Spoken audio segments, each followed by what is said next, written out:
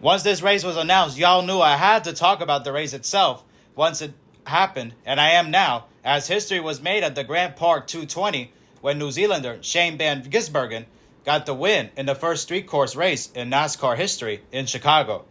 He also became the first driver to win in his first NASCAR Cup Series start since Johnny Rutherford did it back in 1963.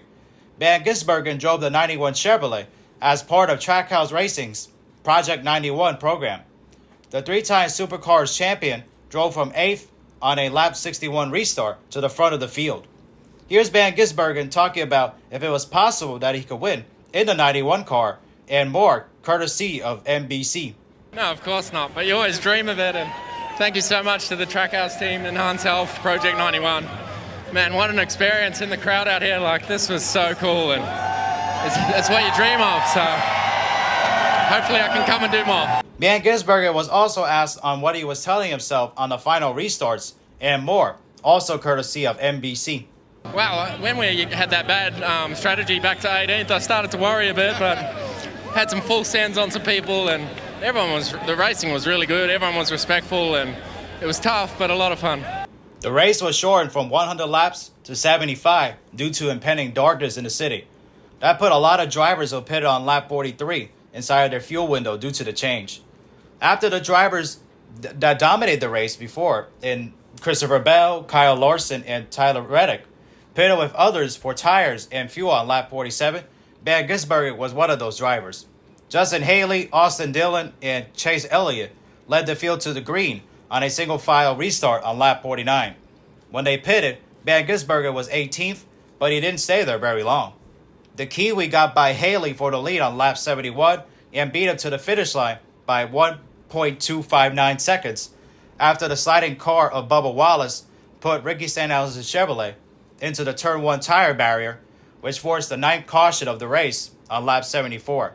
That caution sent the race into overtime. Elliott was saved by the race being shorter than what it was originally supposed to be. He crashed his 9 Chevrolet during qualifying and started the race from the back in a backup car. Elliott finished 3rd, and his Hedrick Motorsports teammate Kyle Larson was 4th, followed by Kyle Busch in 5th. Here's Larson talking about how his race went in the beginning and later, once he put on slick tires and more, also courtesy of NBC. Yeah, I just was trying to get my confidence built up while it was wet. I knew as long as it didn't rain, it was going to eventually dry out, so just didn't want to hurt my car in the wet. Try and maintain the best I could, which we did, and then as the lane started drying out, we were much better than people braking. I think I just had more confidence braking than a lot of people around me, and was able to get to 2nd, and then the pit cycle strategy stuff happened and kind of messed our race up a little bit, but we were able to rebound to finish 4th. So a great point save for our team, and we needed that. So had a lot of fun. Congrats to the Trackhouse team. That's, so much respect to them. That was really cool to watch, him out my windshield, making the moves he was making, and taking us all to school. So he is an extremely amazing race car driver. So I hope the rest of the world notices that, and it's pretty damn cool. So just a pleasure to get to race with him, battle with him a little bit, and I know all of Western Springs Speedway in New Zealand's pretty pumped up right now. Larson also spoke about the experience of what it's like being in Chicago and being there for a street race and more, also on NBC. It was an amazing experience. I hope everybody here enjoyed it as much as I did. I hope the fans here that maybe have never been to a race before enjoyed it. I hope the city liked it enough to welcome us back, because I felt like the buzz around the city last handful of days was amazing. The crowd stuck around the whole race too. They it was downpouring all race long, and I wasn't sure what kind of crowd we were going to have once we got going, and it was great. So without the rain that we had yesterday and today, it would have been even way better, with the concerts and all that. So hopefully we get another go at it next year, because I enjoyed it. I thought NASCAR did a great job with the racetrack, all of that. So it got a little messy there with the stack up in 11. But aside from that, and I think we all need to look at that and see how we can do that better to get the lineup right. But all in all, it was a great event, and just had a great time. Here's Elliott talking about also if he had anything to contend with the 91 car of Van Gisbergen and more on NBC also. Well, first off, I really appreciate everybody on our Hooters team for just fighting all weekend. I did not do a very good job yesterday, obviously crashing, and then I crashed again today, and just kept putting us in big holes. So I certainly need to be better. But appreciate the effort and the willingness to keep fighting by everybody on our team. So I appreciate that. Looking forward to going back to work and trying to get better. Huge congratulations to Shane, man. That was a clinic. He made us look really, really bad. He's going to go home and tell all of his friends how bad we are. So I'm looking forward to getting to work. Hopefully we can figure out how to run with him at the next one he comes to. Elliott also was asked on what kind of momentum he has with this performance as he's trying to make the playoffs and more, also courtesy of NBC. Yeah, I mean, I'm still of the mindset that we need to win. And I need to do a lot better job than I did this weekend to go win. We were gifted an opportunity there at the end, and I just could not comfortably outbrake someone enough without just really putting myself in a vulnerable position. I felt like when we got the track position, obviously I was trying to get Justin as quick as I could. I knew Shane was coming. I need to get that pass done quicker and try to get going there, but just needed more pace. Need to be faster in a lot of different areas. So yeah, like I said, need to go to work a little bit, but proud of the effort, and glad our group never quit. Haley started 36 after he crashed in practice on Saturday. He said that he was beaten by a world-class driver on 16-lap fresher tires. Here's his thoughts and more also on NBC.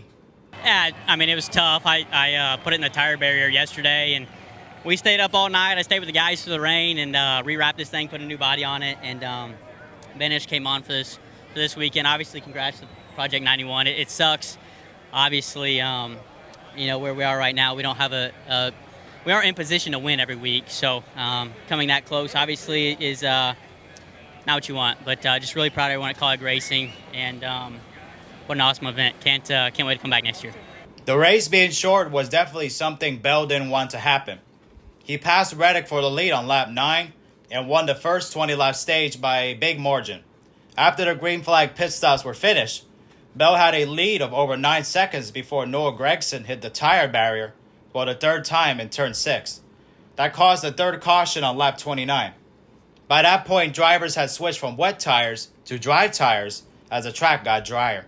Bell managed to survive 2 more cautions and won stage 2 under yellow after Alex Bowman stopped on the track at the exit of turn 5 due to engine problems. By the time that happened, Larson was in second and was on Bell before the caution. After the field flipped, Bell finished 18th because he spun late into the tire barrier. The race was delayed for 75 minutes due to rain. This historic race was eventful from the start of it. Right as the green flag flew, Reddick was side by side with pole winner Denny Hamlin. The two drivers raced that way until Reddick cleared Hamlin in turn 5. Eric Almirola spun near turn 6 on the first lap. Eric Jones drove too deep in turn 6 and wound up collecting Brad Keselowski and Gragson. All 3 drivers got out of the tire barrier and were able to continue. On lap 2, Hamlin slid sideways into the tire barrier and lost 11 positions as a result of that incident. On the next lap, Busch also lost control while making a move off the racing line and hit the tire barrier hard. That caused the first caution of the race to come out there. After the safety crew pulled Busch's 8 Chevrolet out of the tires, Busch continued and didn't lose a lap. On lap 13, Gragson got stuck in the barrier also in turn 6, which was a trouble spot early in the race since the track was still wet. Hamlin never recovered and finished 11th. Busch did and finished 5th. The rest of the top 10 included Austin Cindric, Michael McDowell, Joey Logano, Ty Gibbs, and Chris Buescher.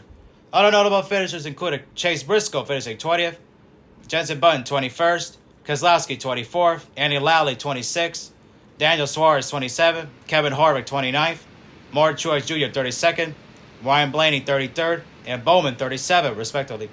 Here's Trackhouse Racing team owner Justin Marks talking about winning the first ever street course race in NASCAR with Project 91 and more, also courtesy of NBC. Well, I mean, I have not been shy about it, the fact that I love these street races, and I think it's an important part of the future of this sport. I walked into the office at the shop with this idea for Project 91, and everyone kind of looked at me a little cross-eyed, but it's amazing. They embraced it. Everybody at Trackhouse embraced it. and they've worked hard to put a program together that's capable of winning. And thanks to Kimi Räikkönen for helping getting this thing going with us. Shane, I mean, what an unbelievable race car driver. To get enhanced health, to believe in the Project 91 project, and to come in and for Shane to embrace it. He's worked so hard this week and just showed the world the kind of talent that he's got. And it was important for us to bring people like this in. So just so proud of everybody on the team.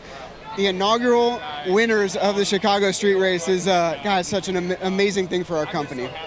This was something I never would have expected would happen, and that is Shane Van Gisbergen winning the race in Chicago. I never even heard of it before the weekend of the race itself, but he was so fast in practice and almost won the pole in qualifying as well before he got passed by Tyler Reddick and Denny Hamlin for that. But he was so fast like all the weekend over there. And I never would have expected him to be able to do what he did, especially how fast he was able to pick up the stock car. And it's very similar to the ones like in Australia, and where he's had a lot of success as well, winning over 60 races and winning 3 championships down under as well. And the cars, he mentioned like how it's like different from here, like because over there they have lights that are brake lights and all that, and NASCAR doesn't have that. But he was still able to figure out pretty quickly how fast he was able to pick up the stock car as well, especially and once he took the lead, no driver was able to touch him, but he still was able to find a way to win. And congratulations to him on winning as well. But all deserved as well for him and the team at Trackhouse Racing and Project 91 as well. To be able to do that, especially at his first start,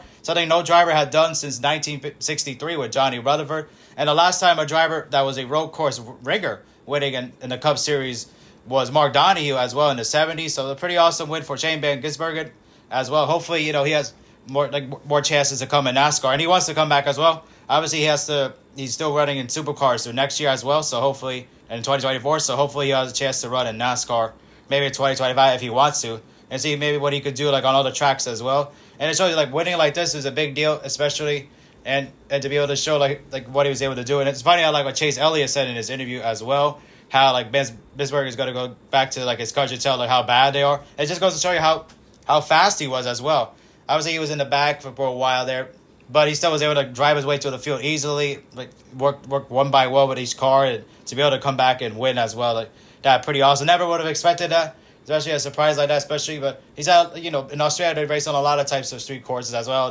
They've raced at Surfers Paradise, so he has a lot of experience racing on tracks like this, I'm sure, and still pretty awesome to be able to win. It's always good to see a different driver win in NASCAR, and especially a new one like that, especially someone who never heard of. Definitely he put himself, made a name for himself with the win as well, and it's pretty awesome to be able for him to do that. But definitely it was an exciting weekend as well. Definitely it was unfortunate how the rain put a damper on the events as well, especially there was supposed to be some concerts with Miranda Lambert being one of the performers, and unfortunately things didn't go exactly like that because of the weather. The Xfinity race wound up being shortened because of rain, and which I always wondered why, because it's a road course, but the rain was just so bad that not even and it was especially puddles, and it was just too much for the drivers to race it.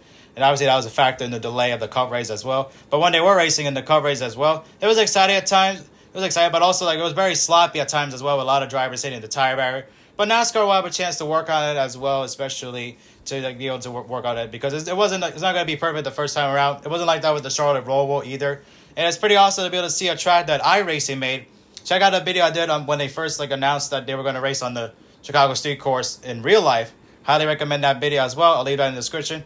And it's pretty awesome how iRacing was the one that made a real life track, and basically as a result of this. And they obviously when they first debuted the Chicago Street Course on the iRacing, they also debuted the next gen car as well. The next gen car obviously debuted in real life the next year. This was when they initially revealed it in 2021. But this year was the first year that they ended up racing on the real life track as well in the Chicago Street Circuit, which is pretty awesome to be able to do that. And there's a lot of fans that went to the race as well. And as a result, it was pretty cool there too. But definitely pretty awesome that they were able to pull this off, and hopefully they can come back.